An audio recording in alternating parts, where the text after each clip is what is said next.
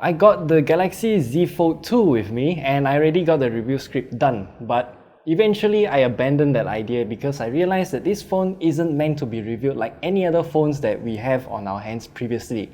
So what we're going to do here is going to be my user experience with the Galaxy Z Fold 2 for the past 2 weeks. So there are lots of things to talk about this device right here. I'm not even going to call it a phone. And yeah, let's get into it.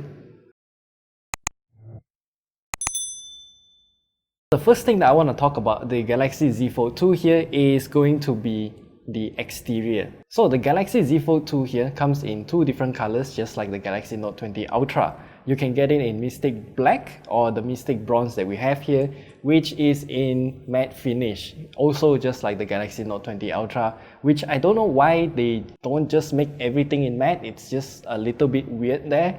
And one of the big difference here from the previous Galaxy Fold is that the hinge cover here is also following the device's color, and you can also select what color of the hinge you want, but that option is only available in certain countries around the world. And speaking of the hinge, one of the main things that I realized here is that the edge of the phone here, around the sides here, it is made out of brushed metal finish instead of having the glossy finish from last year, which is not really a big deal at first, but I realized that this brushed metal finish can allow my fingertip to dig into that texture, I guess, and then unfold the device naturally. This is to provide additional grip and friction between my fingertips and also the device so that, you know, I wouldn't slip off my finger while trying to unfold it and potentially drop this expensive foldable phone. And that's just a great touch from Samsung. And once unfolded, one of the biggest upgrade here is the removal of the hideous and unnecessarily big notch from the Galaxy Fold from last year in favor of this punch hole camera here. Thank you Samsung, because I really don't know what happened last year. And this screen here is the Dynamic AMOLED 2X screen, which is obviously going to be beautiful, and it can also go up to 120Hz refresh rate, and it is also using LTPO backplane, which means it can go down in refresh rate to, I think it was 11Hz, and that allows you to save even more battery. And Samsung is also using UTG right here, which they are calling it ultra thin glass, just like the Galaxy Z Flip from earlier this year. And from what I can see here is that the UTG allows the screen to be much flatter than before, so you don't have any weird waves or wobbles on the screen itself. And one thing that I don't know why Samsung didn't highlight is that the UTG actually allows the crease to be even more flatter than before. Not just visually, but even in terms of tactility as well. You can definitely still see it, but it's much less obvious, and even when you're gliding your finger across, you don't really feel it as much as last year's Galaxy Fold. Now, I have also been playing a lot of games on the Galaxy Z Fold 2. In particular, Among Us, and also some other games which you can check it out at the top right corner there. Games still scale up to this big display from the cover display without any issues. The HUD just moves around and rearranges itself according to how the display is sized. And one of the most weird thing that I realized here is that the Galaxy Z Fold 2 comes with a screen protector pre-installed. When I started gaming and then my fingertips start to sweat, and then when it dried on this screen protector here, the whole friction or the smoothness of my gliding finger is just totally messed up. I've seen people removing the screen protector on the Galaxy Z Fold 2, which I obviously don't recommend you to do so, but you can remove it if you want to. So when we are talking about display, of course, we have to mention about the cover display as well, which has gotten to this super elongated screen right here. It's using the Super AMOLED screen instead of Dynamic AMOLED 2X, which means it's only at 60Hz refresh rate. Not a big deal, but I'm just glad that Samsung made this whole thing to be covered in a single display compared to last year's huge chin and forehead.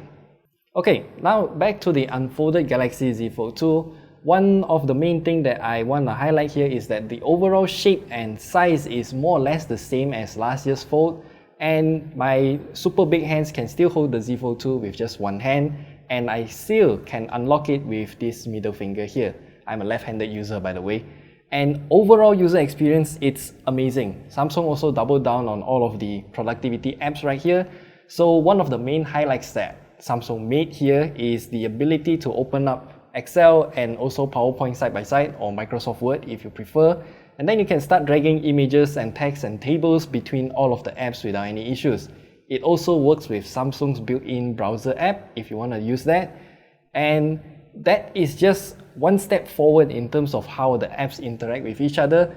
I really hope that Google will take note of this and implement it natively into Android instead, because currently it's just only available for Samsung devices, which is kind of an uphill battle for them. Other than just dragging and dropping between multiple different apps, you can also open 2 windows side by side, or 3 windows if you want to do so, and then take a single screenshot and select which screenshot you want to save. You can also select the crop screenshot into multiple different apps. I don't know how to explain this, but you have to watch this part of the video to know how it actually functions. It's amazing, and with functions like this, it really does increase productivity and just quality of life when it comes to getting work done. And not to forget, this Samsung Galaxy Z Fold 2 also supports wireless DeX. So that means you can open 3 apps here and also cast DeX wirelessly into your big screen TV for yet another screen. So you can multitask while you multitask. And then comes the Flex mode. So the Galaxy Z Fold 2, in particularly, I tried YouTube alone because that's the one app that supports all of the modes. You can view content in 3 different ways. So the first one is using the main cover display here. Then you just pop it out like this, and then you can flip it around, open the screen a bit larger and view content like this. This is with your video on top and then your comments at the bottom, or you can just open it entirely and view the content with the entire screen. This is something interesting that Samsung is doing right here, but I'm really concerned about the cover display getting scratched up, which is why Samsung also included a screen protector here. Not the best in terms of quality, but at least it's there. And with the Flex mode, the camera app also got a bit of an improvement here in terms of UI. So when you open up the camera app and then start to use it like this, you can see that the bottom here is for you to preview your photos, and then here is to do all your settings and whatnot. Here is your preview of what picture you are going to take. This is amazing in a few ways. Number one, I can look back at what pictures I have taken previously, and then I can also readjust the view of how I want to take the next shot. So for example, if you want to do some studio work, because this phone can actually stand on its own, so you can actually use it as a tripod. The most amazing thing here is that once you've taken one shot, you can refer it to this part and then readjust your framing and take another shot.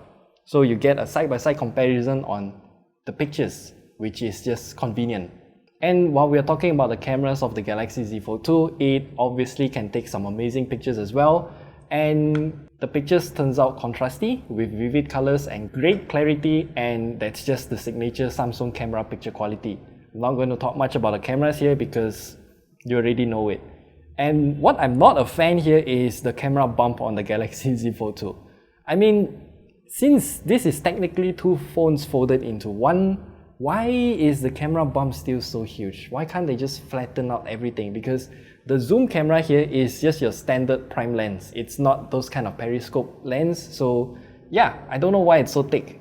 So all in all, the Samsung Galaxy Z Fold 2 is a really solid yet elegant phone that is much better when compared to its predecessor that has a more industrial look. It has fixed a lot of the issues that the first one has and also improved its usability in terms of software. And that is with a lower price tag as well. So this Samsung Galaxy Z Fold 2 is priced at 7,999 ringgit. But I need to tell you something more. When I first unboxed the Galaxy Z Fold 2, inside the box you only get a USB Type-C cable, a charger, and also another USB Type-C earphone. There's no case and no Galaxy Buds included like the last year's Fold. I mean, that's a good thing because Samsung doesn't force us to buy the case and also the Galaxy Buds if you already have any other case or earbuds, and this allows you to choose your own instead of being locked into their ecosystem. And best of all, price is lower, it's more elegant, much better than last year for sure. So the question now becomes, just like last year, I'm going to ask the same thing again. How is Samsung going to improve the Galaxy Fold 3 instead, if they're going to call it that? Are they going to put an S Pen inside the hinge just like the Nintendo DS? Because Samsung made a bold statement saying farewell flat when they announced the Galaxy Z Fold 2. Will there be a more affordable, foldable phone in the future? I don't know. Why do I have so many questions?